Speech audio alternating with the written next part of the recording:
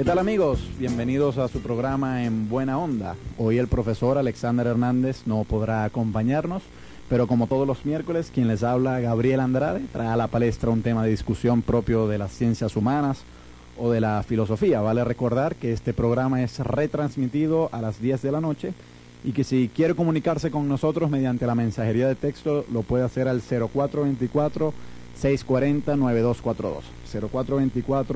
0424-640-9242. Y este teléfono que yo tengo enfrente de mí no es ningún BlackBerry, un teléfono bastante sencillito. Pero con todo lo sencillo que es, este teléfono hace cosas muy impresionantes que yo no puedo hacer. Puede calcular grandes números, por ejemplo. Puede despertarme temprano en la mañana cuando a mí se me olvida despertarme. Puede anotar grandes cantidades de datos que yo no logro almacenar en mi mente. Y yo no sé hasta qué punto este teléfono piensa, pero precisamente sobre si las máquinas piensan o no, se ocupa un campo interesantísimo de la ingeniería, de la filosofía, de la informática, en fin, que es el campo de la inteligencia artificial. Y para hablar hoy sobre inteligencia artificial nos acompaña el profesor Gerardo Pirela. Él es profesor del Departamento de Computación de la Facultad Experimental de Ciencias de la Universidad del Zulia. Es magíster en Ciencias de la Computación y una distinción muy importante, ha sido becario de investigación en la prestigiosísima Universidad de Chicago. Bienvenido, Gerardo. Muchas gracias, Gabriel. Gracias por invitarme a tu programa. Bueno, no es mío. Es realmente del profesor Alexander Hernández. Yo aquí le estoy haciendo el quite, como quien dice. Ahora, Gerardo, ¿qué es eso de la inteligencia artificial? ¿En qué consiste? Mira, Gabriel, la inteligencia artificial es en realidad no un término único. Es lo que muchos llaman un término paraguas, porque engloba muchísimas áreas del conocimiento humano. Inicialmente, para finales de la década de los 50, un grupo de investigadores, la mayoría matemáticos y científicos de la computación, se unieron para tratar de vincular esfuerzos. Los esfuerzos que en ese entonces se estaban haciendo era en el área de redes neuronales, en el área de manipulación simbólica, en el área de razonamiento, y definitivamente crearon algo llamado inteligencia artificial, que con el pasar de los años ha ido creciendo. Se le han ido agregando más áreas, ha venido, digamos, arrastrando la colaboración de otras ciencias como en la parte de la psicología cognitiva, la parte de visión. Ahí ya estamos hablando no solo de fisiología. Claro, reconocer caras, por ejemplo. Claro, reconocimiento de rostros, reconocimiento de patrones, reconocimiento de tumores desde una radiografía.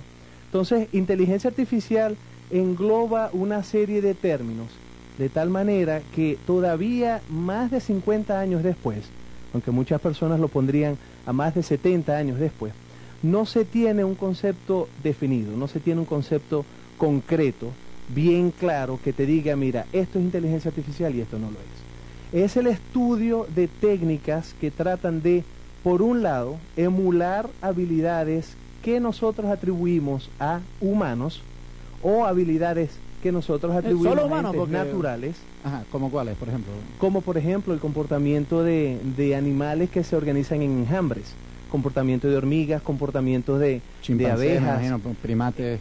Correcto, comportamientos de chimpancés no solo individuales, sino también en su paca. También es el estudio de técnicas netamente matemáticas para tratar de buscar algoritmos óptimos que busquen una solución a un problema planteado.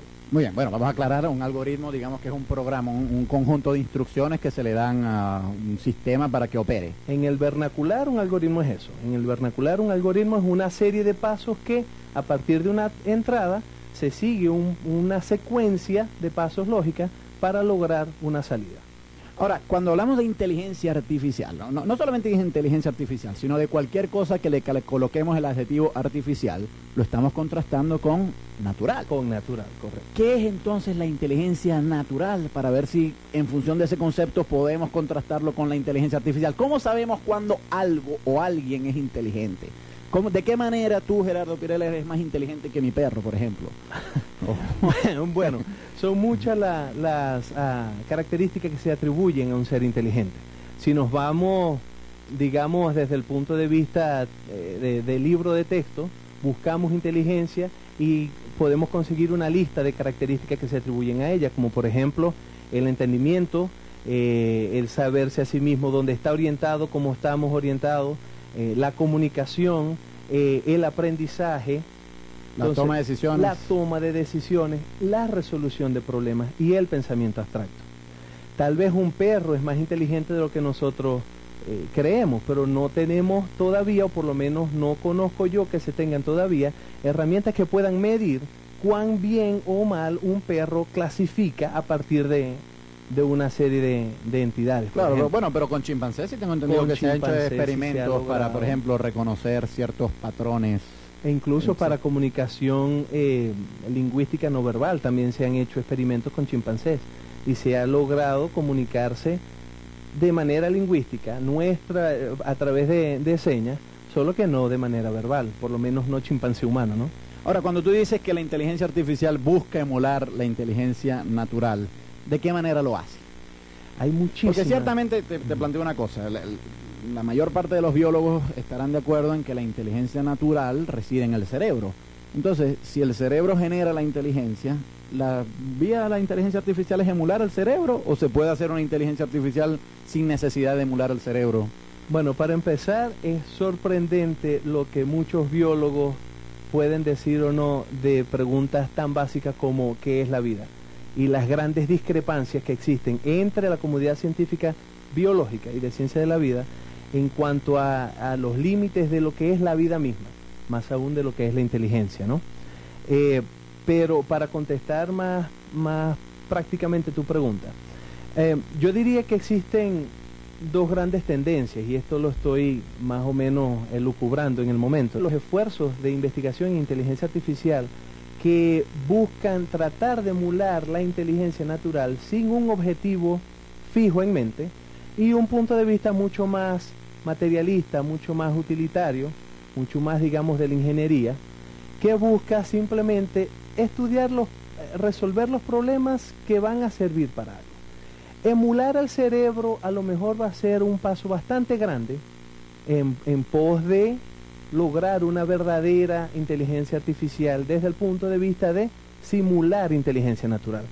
Pero a lo mejor solamente emular el cerebro no es suficiente. ¿Qué pasa entonces con la inteligencia natural colectiva? Y ahí tendríamos que hablar de emular varios cerebros y emular también la comunicación entre ellos para lograr una inteligencia colectiva, que también existe en la naturaleza, tanto entre nosotros los humanos cuando hablamos de inteligencia social, como entre los animales cuando hablamos de inteligencias de enjambre. Ahora, tú al principio estabas hablando de que la inteligencia artificial surge más o menos en los años 50, me estabas diciendo, que es cuando empieza la informática. Cuando se acuña el término. Ahora, antes de eso, incluso siglos antes, el hombre siempre ha buscado la manera de generar máquinas que hagan cosas moderadamente inteligentes. Y estoy pensando, por ejemplo, en los autómatas. Claro. Los autómatas son máquinas que funcionan, tienen su propio movimiento y una vez que se inicia, se activa ese movimiento, ellas reproducen otros movimientos y así continúan. Claro, tiene que haber, cada cierto tiempo tiene que regenerarse, por ejemplo, un reloj de cuerda, claro, una marioneta que se mueva, etcétera. Pero ya ha habido muchos intentos de generar máquinas que hagan cosas inteligentes a un nivel muy rudimentario, pero ya eso lo podríamos llamar inteligencia artificial. Es decir, ¿dónde podemos delimitar cuándo empieza la inteligencia artificial y cuándo no había inteligencia artificial todavía? Pues ese también, desde el punto de vista, digamos, epistemológico y hasta ontológico de la inteligencia artificial, es un tema bastante debatido. Como te decía, mucha gente toma el inicio de la inteligencia artificial en el 56 cuando lo acuñaron el término. Otros lo toman en el Pero tú 50. crees que un autómata, por ejemplo, que no tiene un circuito eléctrico, pero que puede llegar a hacer ciertas cosas que un objeto inerte común no hace, ¿eso es ya inteligencia artificial o todavía no? Si tengo que dar una respuesta binaria, yo, Gerardo Pirela, no. Bueno, vamos a hablar sobre eso en el segmento que viene. Estamos hablando con el profesor Gerardo Pirela, él es profesor del Departamento de Computación de la Facultad Experimental de Ciencias a propósito de la inteligencia artificial. Y hoy Gerardo está de cumpleaños Maracaibo. ¿Tú eres maracucho? Claro que sí. Igual que yo, igual que el profesor Alexander Hernández. Puesto que estamos celebrando el cumpleaños de nuestra queridísima ciudad, vamos a escuchar de ese gran poeta zuliano, Rafael Rincón González, Pregones Zulianos, en la voz de Tino Rodríguez.